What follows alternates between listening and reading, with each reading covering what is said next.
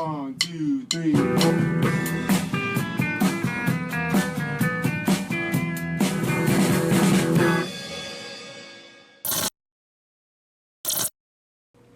When I was 12, I bought the first 2 tapes I bought was Men at Work, Business as Usual, and Men at Work, Cargo. They were my first 2 tapes, and you were my favorite band growing up in New York City. So I want to thank you. Wow, that, so you bought them. You bought them both at the same time.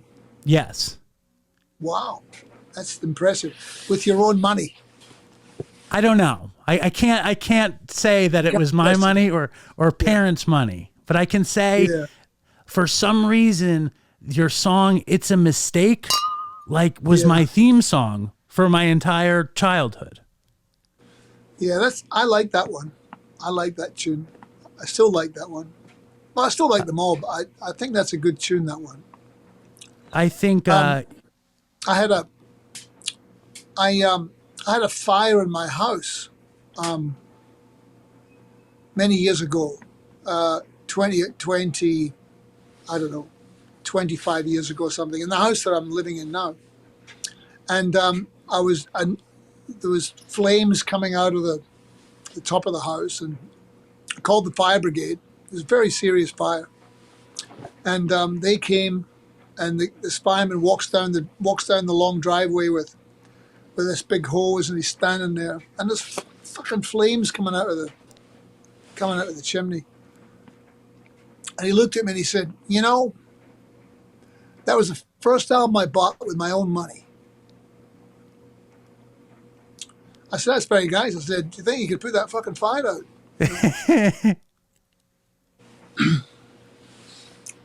Did he make you sing "It's a Mistake" when that happened? No, he did not do that. I was sure that's where the story was going. You're like, yeah, it's a fire, but it's a mistake. No, I wasn't going anywhere really. It was just the fact that he would rather tell me about the fact that that was my album, was the first album he bought, rather than put the very obvious fire out that was raging in the house. Yes, but he did eventually put it out, although it was a much more serious fire than he first imagined. But that's that's a long time ago now. Well, I think your talent is like pretty heavy duty. I have to say it. Like I don't usually get such talented guests on the show, or people that I revere so much. Like your style, your singing, your playing, your songwriting. I just love it. You usually get people on the show that you go, he's all right. It's all right. Take him or leave him. Exactly. But I mean, like, it's a personal thing. And I want to make sure you understand that before we get into all the trials and tribulations of addiction and recovery and dumb shit. I understand that. And thank you very much. I appreciate that very much. And I do appreciate it very much. You're welcome. And you were born in Scotland, and your dad ran a music store. Was it a hippie scene? Did you come up in like a hippie kind of thing, or no? No, not at all. No, my mother and father were quite traditional in many ways, not hippies at all. It was a bit before. It was in the 60s. So my father was in his, I guess my father was in his 40s then. So no, my father was very much a suit and tie guy, and he was always immaculately dressed, very, very well presented, had beautiful hands and really nice nails. He was manicured before really, before I really knew how to say that word.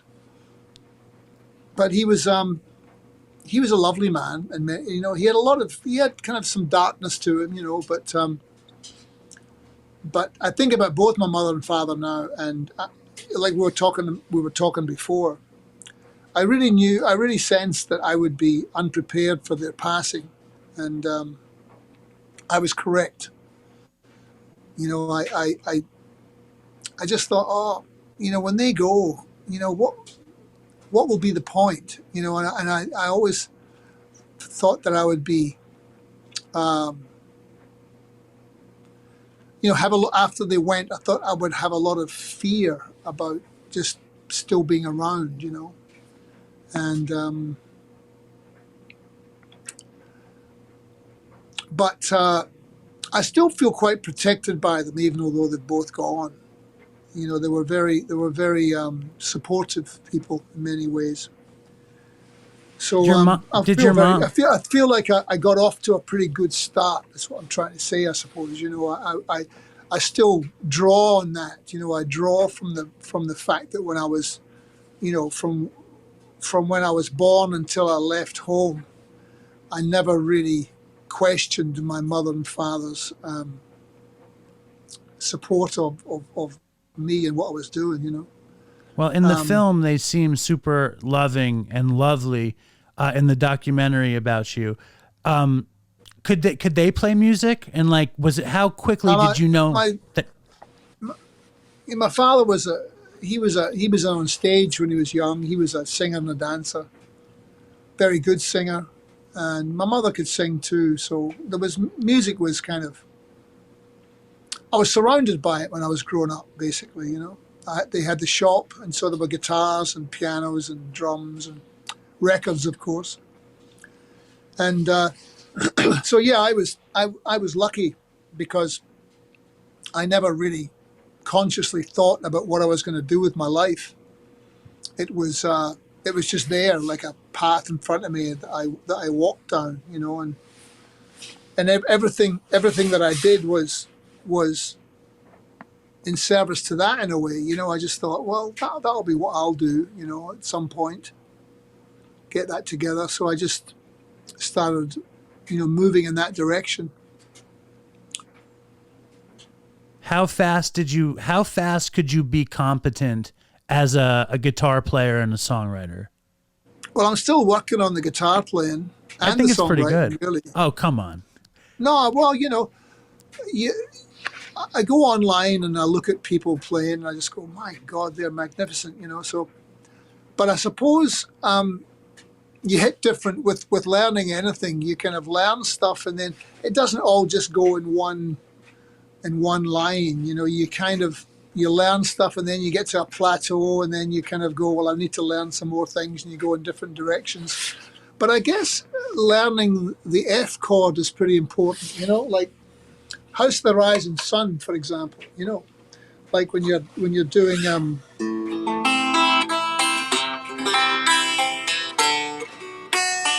and you get to the F chord, you have to put your finger over two strings. Sure. So that's quite hard. When you can do that, you figure you're off to On a your good way. start. Right. You're on your way. So that probably takes, you know, a few months to do that. I reckon a couple of years, when you've been playing for a couple of years, you can play a few, you know, good few chords and that. But I've been playing for a long time, and I should be better than what I am, but I love the guitar. I love playing it. I love playing it more now than I actually used to. So I'm kind of trying to learn more things now and looking at books and learning bits. Of course, you know, there's so much you can do now with what's on the internet. So there's no excuse, you know, for not playing and getting somewhere with it. Well, I think the music, your music is much more heavily reliant on acoustic guitar playing, so you must have to be figuring out like how to make, you know, serve the music. But you've been doing it for so long with the acoustic guitar. Have you seen this kid, Billy Strings? Billy Strings, I have not. Check him out. Okay. He's this kid, and he's like a bluegrass kid, but he can play everything and just backwards and forwards, up and down, lightning fast. And he has this sort of buoyancy about him. I think you'd get a kick out of it. So look him up after the interview. I think you'll get a kick out of him. When did did drinking come first, or did weed come first, or what was your thing?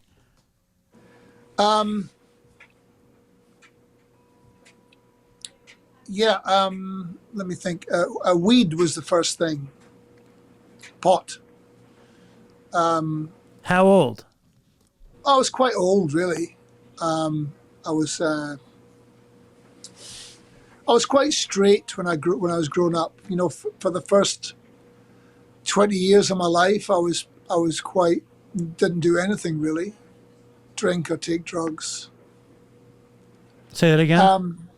I did, yeah, till I was about 20, and then I discovered weed, and I really liked it, and because I found it to be quite a creative drug.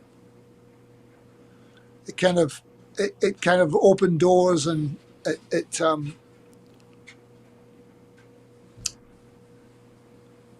I loved playing the guitar and writing songs when I was high on weed, you know. Were you fantasizing about like the Beatles or Bob Dylan, and you were like, I can be like them and then get in that mind state kind of thing? Yeah, I'm still like that, you know. I'm Yeah. still like still trying to make Rubber Soul, you know. And I remember my girlfriend and I had some land in southern New South Wales, and I thought, well, I can settle down here quite nicely and write some songs and, you know, go swimming. But I thought I'll probably never meet Bob Dylan if I do that. So ambition got the better of me, and I came to live here. I mean, I still haven't met Bob Dylan, but that's not the point. You never met Bob Dylan? No. Have you? Not yet. I work in a very famous deli in Manhattan in New York City at Katz's Deli. Have you ever been there? Oh, yeah. Uh-huh. Bob Dylan painted a picture of Katz's 5 years ago, like this incredible painting of Katz's, and who knows why. I've never seen him. I mean, but you play in Ringo Starr's band. You play in this very highfalutin rock and roll world. You won a Grammy. You're a big rock star. I'm a lowly podcaster deli worker. So your meeting Bob Dylan is way more likely than me meeting Bob Dylan. You'd think so, yeah, but no, I haven't. No. I've only had a dream about him, which was almost could be even better. You never know. What was the dream?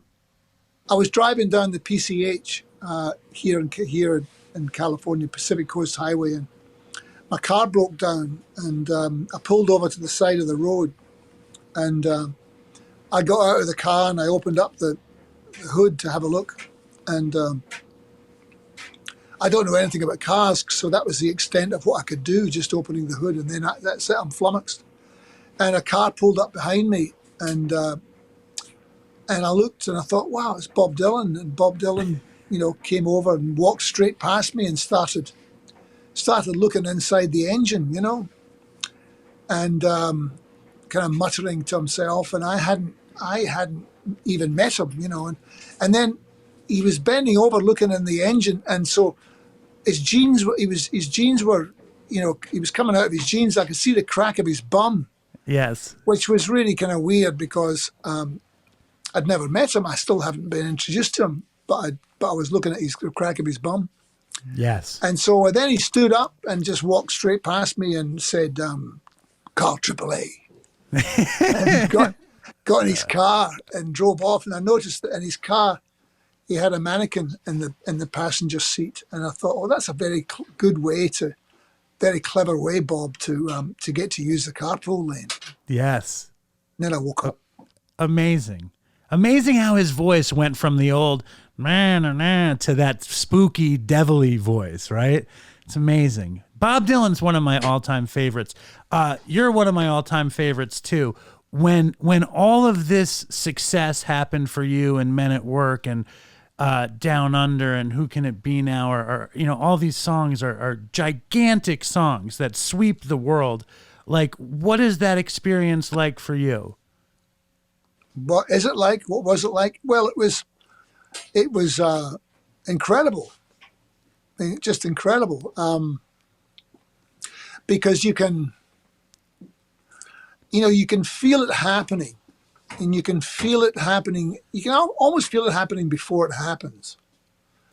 Like when my band formed and we were starting to play to bigger audiences, I kind of sensed what was going to happen just because of the fact that we would draw these big crowds, but we didn't even have a record. You know, we had no record deal, but people really felt something from us and got something from us when they would come and see us play. So I felt like we had something to offer. And we were very ambitious. You know, we didn't want to just be a national band. We wanted to have international success, and it happened. And so it was really quite marvelous in many ways. The only thing about it was that when that was happening, the band was kind of starting to even come apart. Even then, you know, in the beginning, you felt that. Well, not the beginning, but really, it was a very short-lived band. You know, we formed in '79, and by the end of 1983, it was done. You know, pretty much. Colin, what's that sound? Is that like a dryer going around? What is that? You want me to stop that? Yeah. Hold on for a second. She just came in. Thank you. How about Linda fucking so loud right outside the door? Ay, ay, ay. I almost... You didn't hear her? No. Good. I thought that would be unnoticeable, but the studio, my studio is also, it's called the washroom because also has a laundromat in it. Are you impressed with my eagle ears knowing that it's a dryer? No, well, it's pretty good, but I don't know what else it could be. Me and my wife are coming to see you in Patchogue in March. We're very excited. What's the name of the place? I don't know. I think the Patchogue Theater. Oh. It's in Eastern Long Island. I'll bring you a pastrami sandwich from Katz's. I think he froze. Oh, fuck, it froze. God's He sakes. said, hold on for a second. I'll hang up and then you can call back. It's pretty good. There it goes.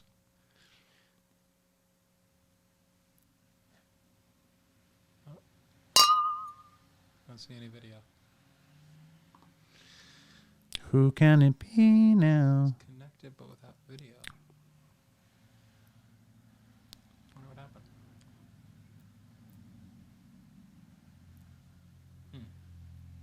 That's not good.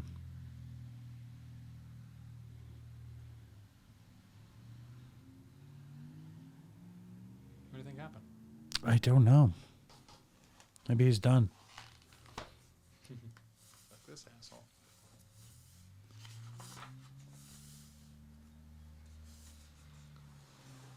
Shit. There he There is. we go. I don't know what happened then. My phone just turned off by itself, and it can't be connected to the dryer. No, it's okay. This phone, it looks so good. It's such a beautiful picture and sounds so good. It's fine. I can't hear you now. That's terrible. Jeez Louise. Why is that? Can Why you can hear I me? not hear you? Can you hear me? No. I can hear you. Can you hear me? Yes. Yes. Fuck. Aye. Maybe, is that us, Howie, or is that him?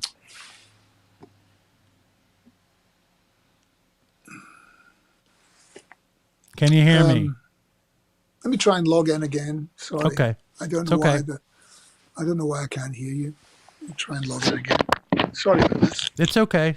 No, can you help him at all? It's on his side. What, you think it's a mute button or something? Problem. Well, actually, no. It's not mute because he would only be able to mute his voice to us. We hear him fine. This interview's off to a bad start. Why? I don't know. It does feels like the beginning was a little weird, wasn't it? He's just a very slow talker. Yeah. So just get right into the meat of it. It's nothing you're doing. I mean, what are you supposed to do? Not going to cut him off. I could. Okay, here we go. Hey. Yeah. Okay. Sorry. Nice. Sorry about that. You do not have to apologize for anything. It's still a total honor and privilege and pleasure to have you on the show with us. So we're talking about the beginning of Men at Work, and you were saying the first thing you said was how you could sense greatness. And I can understand that because the music was so Yeah. great and the songs were so good. I would imagine believing in myself in that situation too. And then you were talking about how the band broke up so quickly, which is a shame. Did it disturb you back then? The end of the band? No, not really. Because it wasn't really the band that I wanted to be in anymore. You know, it turned into something else. So, I mean, there's always a certain amount of sadness because I wanted to be in a great band. And I figured I got pretty close, to being, and I think that I think we were a great band, but to me, the great bands are the ones that can actually, there might be tension and, disharmony within the band, but there's a soul there, and there's a common good, and you keep going and have, span some time, and make some, keep it going and grow together and all that kind of stuff. That's not really what happened with this particular group of people that was in that band. Everyone had their own talent. I was talking about this with somebody else a while ago, and Greg had his own sound. I remember. Sure. I remember when I met Greg. I met him before he started playing the saxophone, and then I'd go and visit him. And when he was practicing his saxophone, he had such a great sound, and it sounded like my voice to me. Yeah.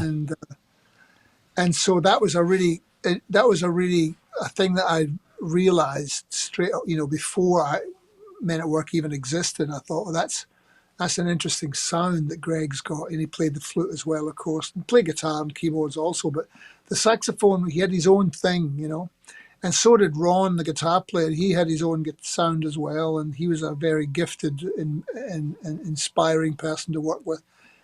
And Jerry was a great drummer. He was very influenced. He loved Phil Collins and stuff like that. But in his own right, he was a great drummer to play with. We had this manager who was my friend. And a couple of the guys in the band wanted to sack him, and I didn't want to sack him because he was my friend. So that's where the problem started, was basically, not having a manager that understood that he was actually responsible for keeping the thing together. Right. He only really cared about me and nobody else. Right. And so I guess people realized that probably. Right.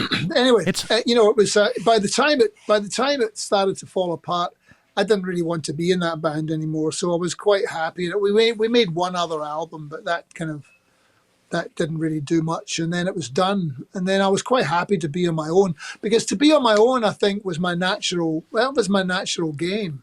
The band thing was something that did really well, but I feel quite comfortable being on my own. Sure. When did obviously eventually you felt like getting into recovery was going to be something you had to do. When did you feel like alcoholism or addiction was rearing its head at all? Well, almost when I first started to drink, I realized that I was an alcoholic, which is not really what a thing you want to really discover when you first start drinking. You want to get at least 30 or 35 years of heavy drinking behind you before you Sure. realize that. But I realized pretty much straight away, because I liked it so much and I always wanted to keep going. And alcohol was really, if I didn't have alcohol, nothing else seemed to be a problem. I'd kind of given up the pot because it was bad for my lungs. In your voice. Yeah, and I was asthmatic and stuff, but the alcohol was tough. That was. So I guess to answer your question, I first started to try and stop around 1985, and I'd really only started to drink kind of heavily from about 1977, 1978 on. So I really only had, 10 years tops or 10 or 15 years, actually, about 15 years of heavy drinking before I stopped. But in 1985, I tried to stop. And I'm quite strong-willed, so I would try and prove to myself that I wasn't an alcoholic by stopping, for like 5 or 6 months. And then I would do that, and I'd go, fuck, you're all right. You can stop whenever you like. And then I would start again. I would just go, okay, I'll I shall only drink with food, or I shall only drink after 5. I shall only drink clear spirits. So I would try all these different Classic, yeah. ways of kind of, and eventually, and of course, you know yourself probably that it was so stressful monitoring my drinking. You know, it was like, you know, you'd pick up the sword every day and go to battle, and you'd win, but by the end of the day you were exhausted, you know. And so then I thought to myself, oh, okay, it's not about using my will to stop, it's about not using my will. And I just had that realization, you know, before I went to meetings and stuff. But I realized that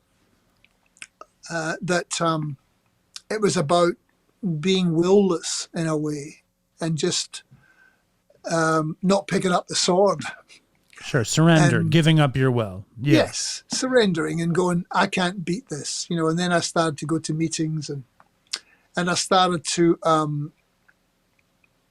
do other things like meditation, and go to meditation classes and kind of try and find out about that, because I was still playing in pubs and bars, and so alcohol was surrounding me. But I would fall on and off the wagon, you know, and you know, it wasn't, you know, I had lots of periods from 1985 till 1991 when I finally stopped drinking. I had many periods where I would stop for a few months, then I'd get back on it, and, you know, fall off again, get back on. But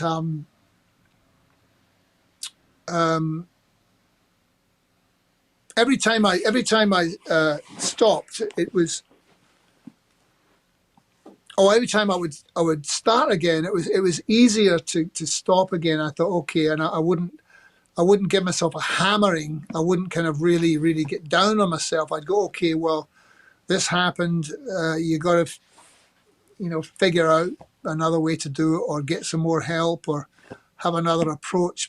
But by the time I finally did stop, it was a short step. You know, it wasn't like this massive thing I had to do, because I kind of had built up a lot of, kind of, I suppose, strength, you know, through that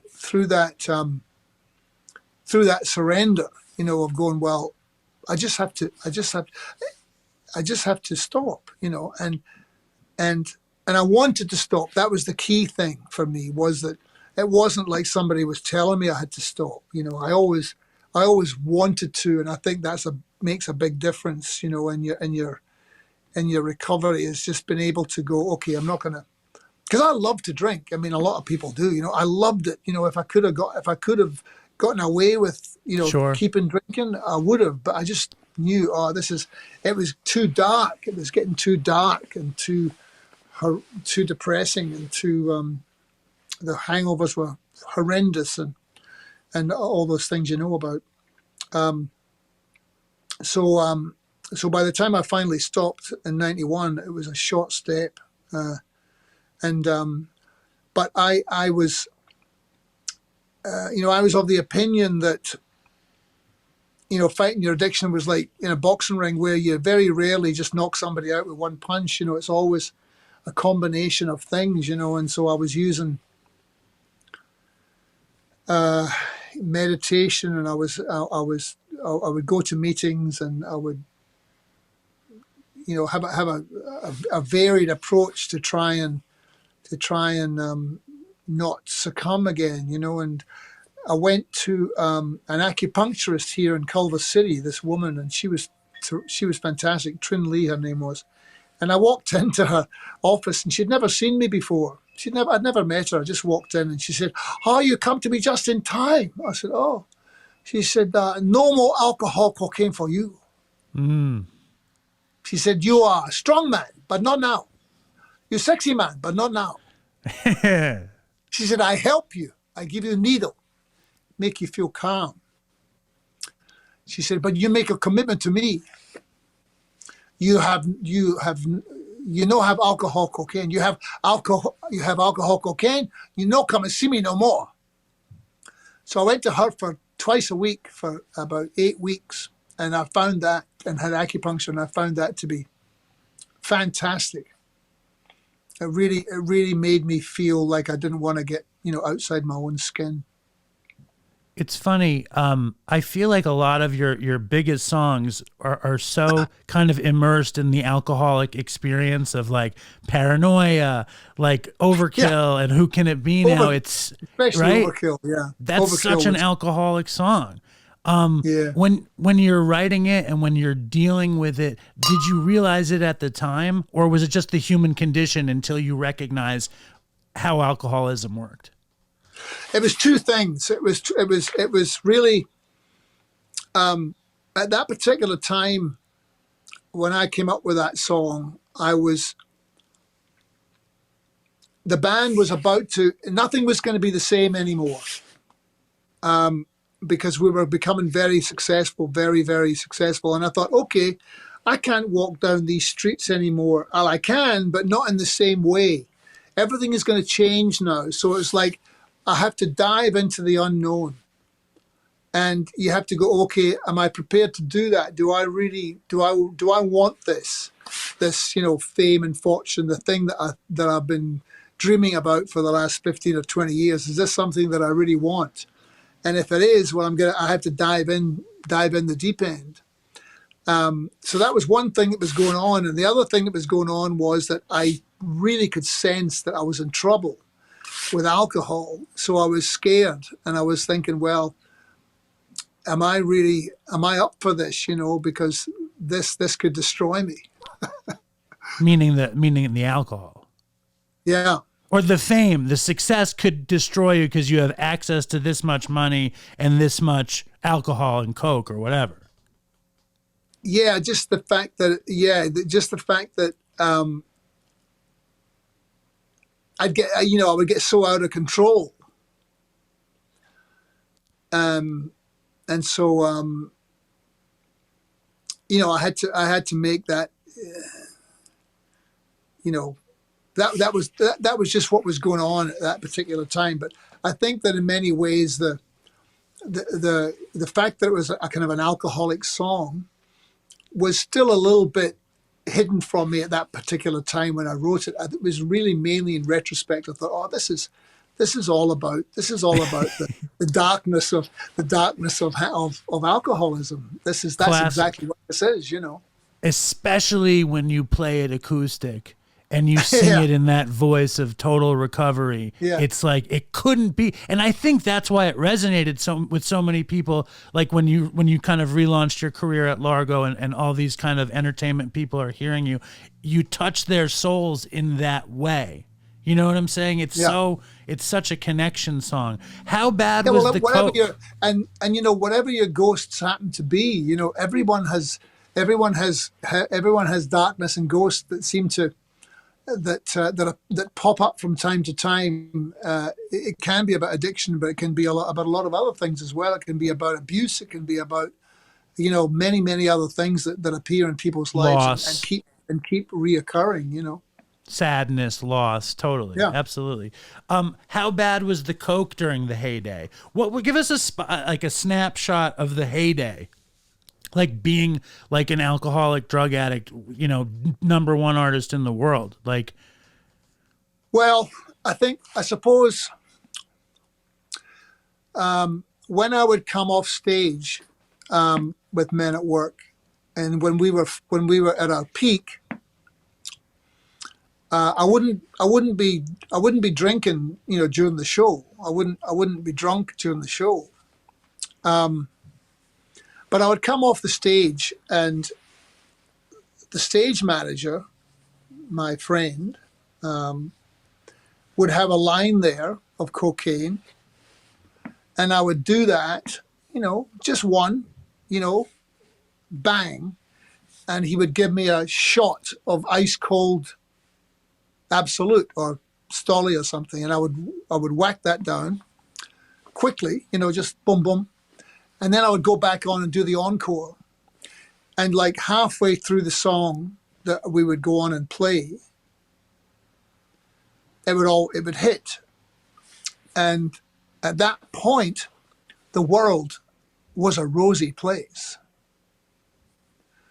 And then you're just, from that point on, you're trying to get back there and you never do. Well, that's got to be like the greatest place. One shot, one line, encoring in the greatest band, right? What was the encore? Whatever we were playing, Be Good Johnny, and It's a Mistake, I think. Something like that, you know? Yeah. I mean, that has to be the best place. Yeah, that was glorious, you know, and there's no two ways about it, you know, and but afterwards was not, you know, or when you need to get up at, you know, 8 o'clock in the morning and it's 6 o'clock and you're thinking, oh, it's okay, I can still get a couple of hours sleep, you know. Yeah, it's you know madness. It's like but as far as cocaine is concerned, that was a function of alcohol. You know, I never did cocaine when I wasn't drinking. The alcohol opens the door to that. You know, I've never used heroin. A lot of my friends did. I was very frightened of heroin, and you know, it's not for me. But the alcohol was really the thing. I was a terrible heroin addict. Was there a lot of hallucinogens in the early days of Men at Work? Was there like a psychedelic moment in your life? Because it feels a little psychedelic in there. Yeah, the psychedelic thing for me was pretty good, I have to say, because there wasn't much of it. You know, there was a period there with my dear friends, with Greg, and with another friend of mine, Kim, who's still my friend, and down in Melbourne. And there was some acid involved and some mushrooms for a period of time. And that, you know, blows your mind in the true sense. You know, I mean, you're sitting looking at a tree and you're becoming aware of its molecular structure, and you think, wow, you know, there's things going on here that I can only guess at, you know. And I suppose the thing that left me with was that I don't really feel separate from anything. And that was one of the other things that really, when I finally gave up drinking in 91, I mean, I actually came to live in California. One of the reasons I came here was to run away from Melbourne, because, and you know yourself, just changing your geography doesn't really work in itself, but it can help when you don't have, when you're not walking in your old footsteps and you don't have friends around that just don't want you to stop, because, you know, if you stop, well, what are they going to do, you know? And so I remember sitting out the backyard here, just where I live now, and I'd done a little bit of meditation. I was sitting and I stood up and my feet were on the ground and I put my arms up into the air and I just, so I could touch it. So I was imagining I was touching the sky and I felt plugged in. I felt like I was plugged in, and that's the feeling that I like, to feel like I'm just part of everything. You know, I have a function. I feel useful most of the time. You know, I go out on the road and you know, sounds like a small thing, but it does. It makes you feel useful, like you're a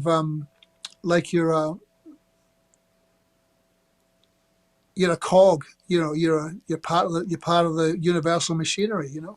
Totally.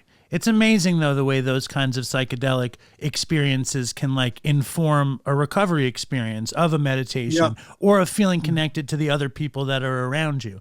Like, I love that. And all these people now are doing psychedelics in recovery, willy-nilly. I'm sure, like, in California, where I live, there's not many, like, weird, like, blue-collar Long Islanders taking ayahuasca.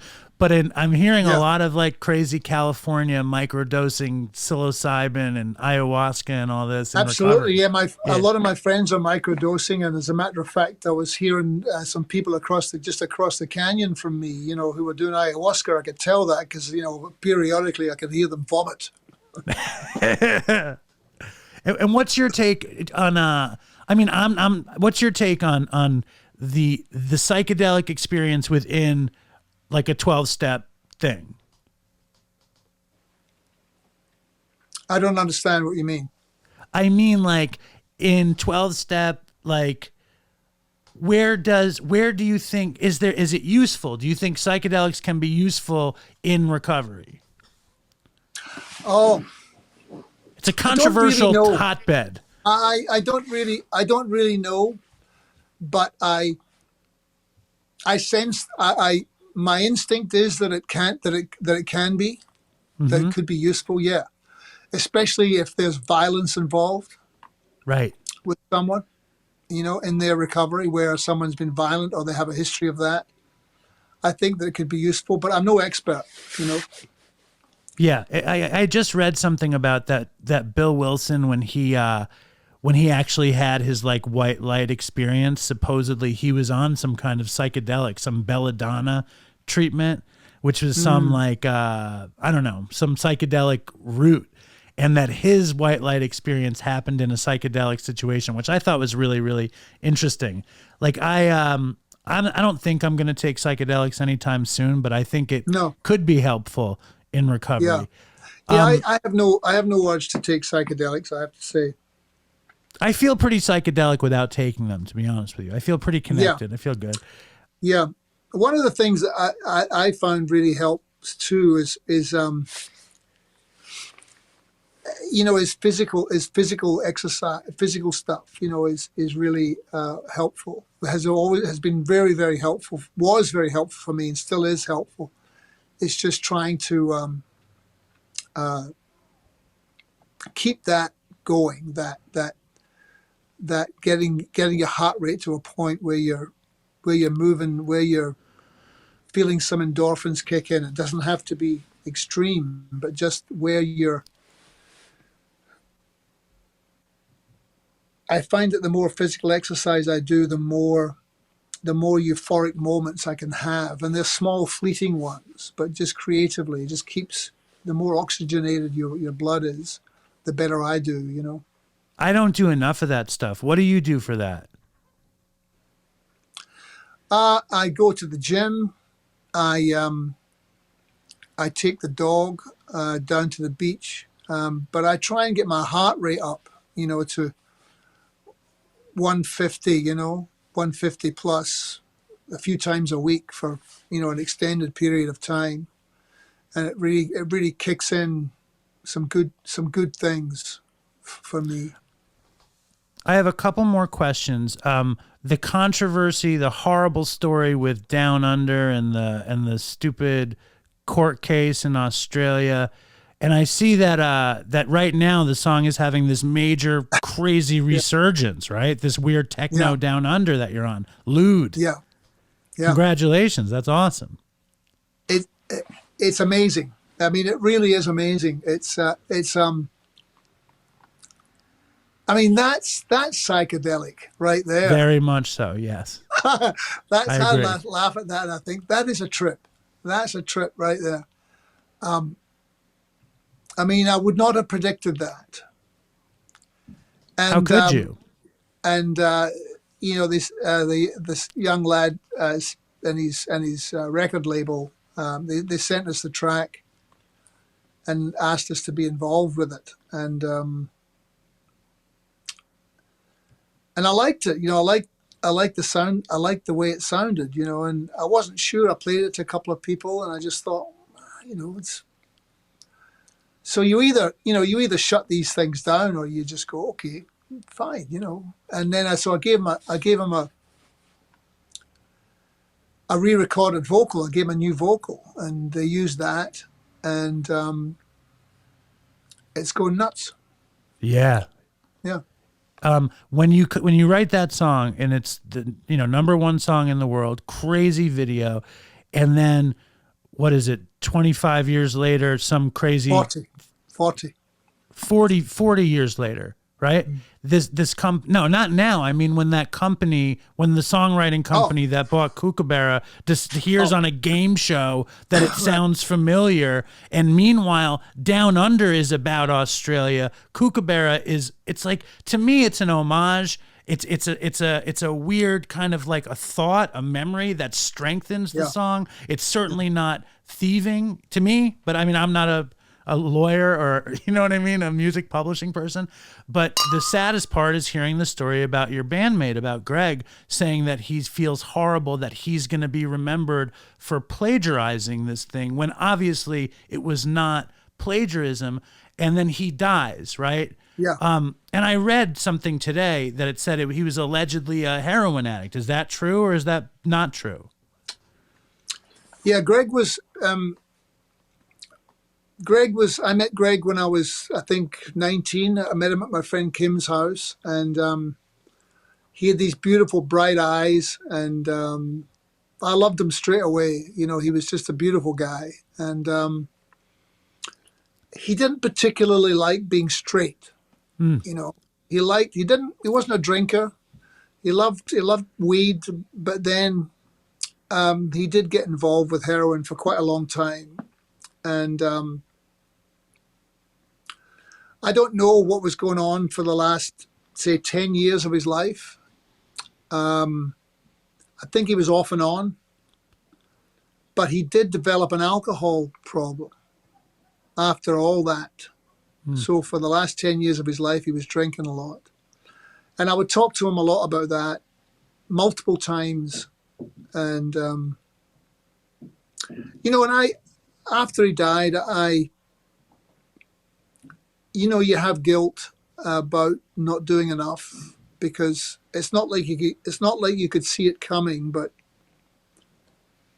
when he did die, it was like, oh, you know, it was just, he told me this was going to happen, you know, in many ways. What did he say?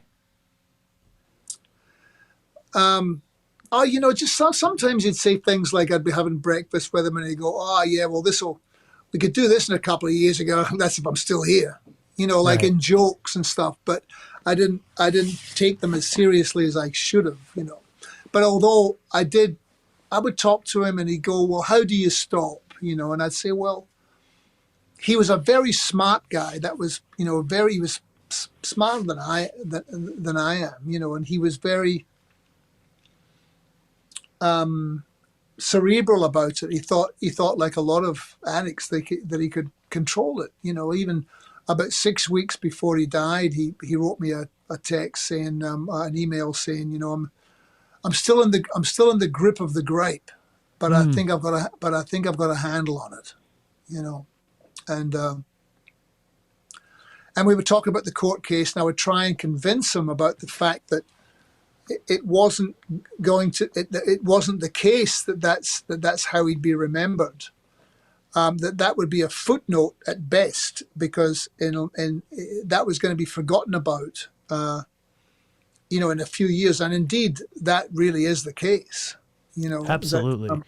I remember him for tying the koala to himself in the video in the tree, because he was obviously such a good, you know, funny, sweet, you know, brilliant guy. Or the tone of his saxophone playing. Was he really down about it? Like, did he take responsibility that he came up with the line, and like, was he feeling responsible about it? He felt a lot of guilt about it, you know, because he wasn't sued, you know.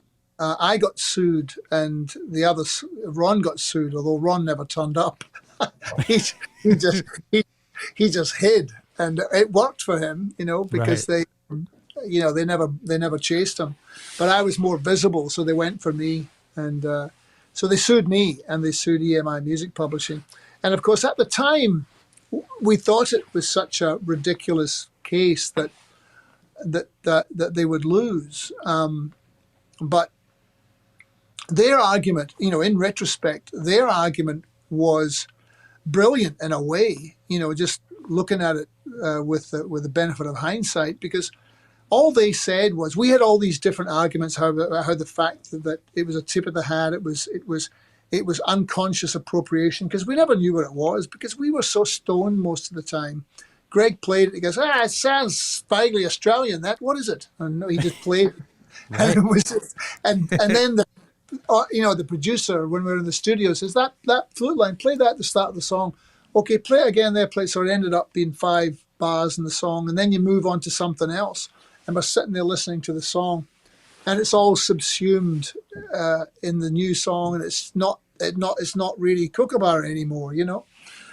And the song comes out, and you know, the woman who wrote the song, she was alive and well at that particular time. She never said anything about it. 28 years later, it's on the quiz show. But anyway, their argument was simply, look, you took 25% of our song, so therefore there's copyright infringement. And their song is 4 bars long.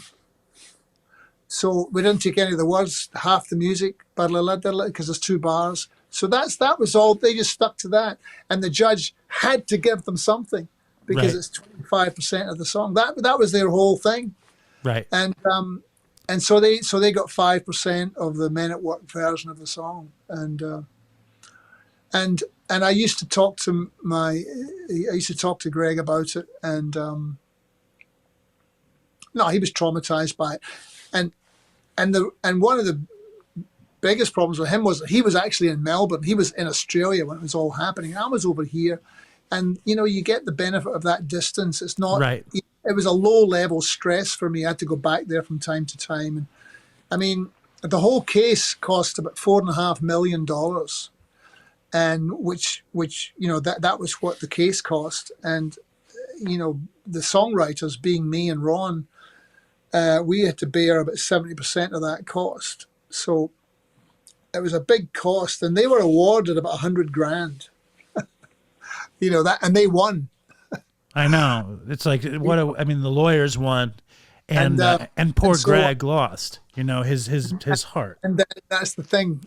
You know, then blood became involved. You know, and so that's really, the money thing is just, it's neither here nor there really. But it really, I don't think that he was operating. He wasn't in a particularly good place when that happened, but it certainly. You know, I would argue that it went quite a long way to putting him in his grave, you know. And also, my father was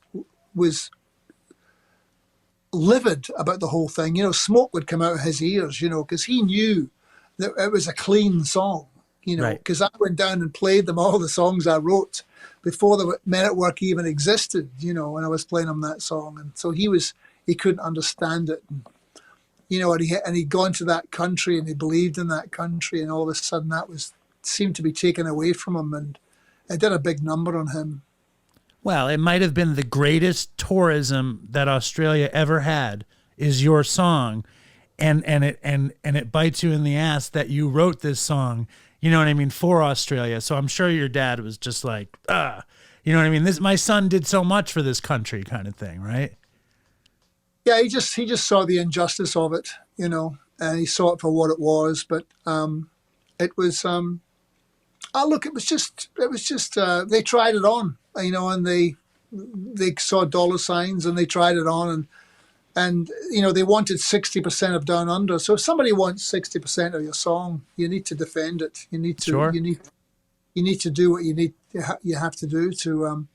But in retrospect, you know, I would not recommend litigation. I would not recommend going to court for anybody. You know, I would advise settlement of some kind, just because of the fact, even if you end up, you know, compromising or giving away something, you're better off, not so much because of the money that you lose, but because of how many people it can potentially hurt, you know. Right. And that's retrospect. And then after it was all over and Greg died, was it hard to play the song for you? Like when you're touring and you're doing your solo stuff, was it heavy in your heart to play the tune? Yeah, it was for a long time. It was after he died. It was I was on tour actually, and look, it really made me angry and upset because he was one of those guys that I wanted to get old with, Right. you know, and there was no need for him to die. You know, that was it was stupid, ridiculous that he died. You know, he was like, he was not that kind of guy. You know, he was, but there was a lot, going on addiction wise that he was suffering from, you know, and I wasn't living in the same country as him. He didn't have the surrender that you had, certainly, right? He wasn't surrendered to it. He wasn't. And he would, he wasn't. He was. No, he didn't. He didn't want to. He didn't want to give it. He didn't. You know, that was the thing that ever since I've met Greg, as I was saying to you at this when we started to talk about him, as lovely a guy as he was, he didn't really particularly like being straight, for extended periods of time. well, that's the thing, isn't it? Like at the end of the run, it's like, are you tired of doing this thing? Or like, I didn't want to be straight. Like, I didn't know that I liked being straight until I had a little bit of time straight. You know what I mean? Like I had forgotten what it was to be straight and sober and have fun. I didn't think it was possible until I started to do it. And I mean, didn't you have an experience like that? Like, isn't that kind of a shared thing? Like nobody thinks it's going to be good to be straight. Not really. Yeah, I would. That was a great thing about the meetings was whenever I would think about not drinking for the rest of my life, I would be immediately incredibly depressed because I'd think, oh my God, what can my life possibly be if I can't have a drink, And then if I would just think, well, I just want to have a drink today, and that was more manageable. I could manage that, and I could manage the fact that I wasn't feeling depressed about that so much. I was just going, okay, I feel okay. I don't have the highs and lows, but every day is, pretty good. I'd wake up and I wouldn't have a hangover, and that's a good start right there, Because the hangovers were the things that just, in the end, just freaked me out. Mainly because I would wake up and I would not remember what had happened for the last couple of days. And then sometimes it was scary when I found out.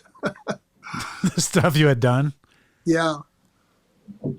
Yeah. Well, that's the thing. I really appreciate you giving us so much time. I really do. And did you feel comfortable when you went to meetings at first? Like, were you like, this makes sense? Or were you like, I can't believe I have to go to these things? How long did you get sorted out with it? Oh, I didn't mind the meetings. I liked the meetings because there was solidarity. There was a lot of other people there who were drunks like me and so forth. But I did have a bit of trouble with God, not being a religious person. I didn't so much have a problem with a higher power idea or the fact that there's a lot going on in this universe that's bigger than me that I don't understand. But the actual idea of God was troubling for me a bit at meetings, I must say. The meetings themselves I liked, but then whenever it would get to that bit, I would think, I don't know, after a few years, I drifted away from meetings, and I just, and I felt safe in my own skin. I knew I wasn't going to drink again. I know I'm not going to drink again. And I would go out on the road, and in a lot of ways, creativity kind of became my salvation in a way. And I don't know, it's naturally, I mean, I've been thinking about going back to a few meetings recently just because I feel the slight desire to go back and connect with that. But I haven't so far, but there's a bunch, mainly on Zoom still, but I went this morning. Oh, you did? Good, man. On the beach in Eastern Long Island. But when you're touring with like Ringo's band, isn't that whole band sober? Or most No. of it? No, Ringo goes to meetings. He goes Yeah. with his lawyer, and they go together. And I've nearly gone. I've nearly gone a few times with them, but I haven't made, for some reason, it's never worked out that I didn't get the call. The tour manager didn't call me, or they called and then they didn't end up going. There was a couple of times I was going to go and then they ended up not going. But yeah, Ringo's like that. And there's also, let me think about this for a second. Joe Walsh, right? Joe, but Joe's not in the band. Joe was in the band originally, but no, Steve Lukather's in the band. He has a drink. No, he doesn't drink either. He stopped drinking as well. He stopped a few years ago. Edgar Winters is doing this one. I don't know if Edgar has a drink. I think I remember Edgar having a glass of wine. I'm not sure. The Hamish brother Stewart got sober. Johnny did, yeah. Yeah. I think, and then Hamish Stewart's in this band. Hamish has a drink. He has a glass of wine. I don't think that Bissonette drinks. I'm not sure. I don't think he drinks much. Amazing band, huh? How was that experience? It's great fun. There's nothing wrong with it at all. Nothing wrong with it at all in the slightest.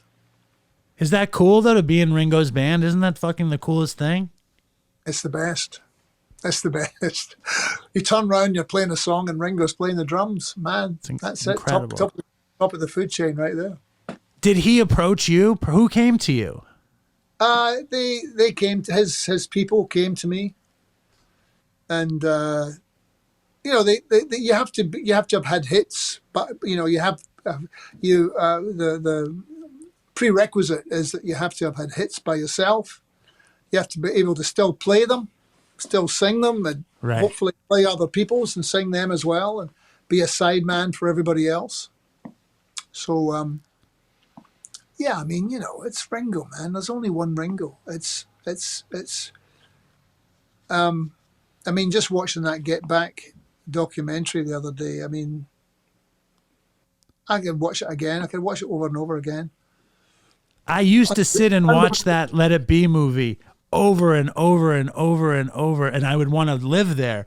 So you watch Get Back, which is what, 7 hours? Is it 8 hours? Did you tell Ringo? Are you calling up Ringo and being like, oh, like, I can't believe they tape recorded the phone call about you? Or did you, No. what was your experience watching that movie? I just watched it with my wife, and no, I never talked to Ringo about it. I saw Ringo yesterday, actually, but I never even mentioned it. Incredible. Incredible. He didn't Colin, mention it. he didn't mention it. He didn't I mention wonder. it. So cool. What was I going to say? So I'm going to see you in Patchogue in a month. All right. Can I bring you anything? You want a pastrami sandwich from Katz's? You eat meat or you don't eat meat? No, I think that would be. I mean, I do, and I do. It's a nice idea, but no, I wouldn't eat that. Okay. No, but it's a nice thought. So whereabouts exactly in Long Island are you? Where is that? I live in a town called Sayville. It's like 50 miles east of Manhattan, but I grew Okay. up in Manhattan, and you're going to play in Patchogue, which is another mile east of Sayville. Nice. I love playing that part of the world. It's been very good to me for the last 30 years, all those gigs. I mean, I've played so many gigs for so long, and that's the addiction, but I don't want to give that up. But is it ever a harmful addiction? No. It's the best, right? Traveling Yeah, the that's- world, connecting. Yeah. Well, Human contact. Well, we're going to see you. I'm very excited, and I am so happy you came on the show. I really appreciate your time. No worries. It was a pleasure. Lovely talking to you. Stay well. Thank you. You too. Thank you so much. Have a good day. Bye. No, baby, I'm face down on the floor. No, baby, please, sir, can I have some more? No, baby.